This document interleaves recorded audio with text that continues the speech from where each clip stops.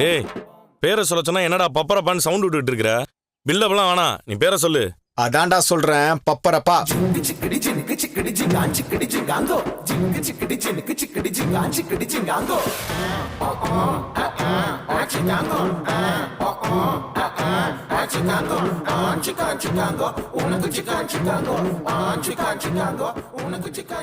இதான் பேரு. இனிமே எல்லாரும் இவனை பப்பரப்பா மனோஜன் தான் கூப்பிடணும்.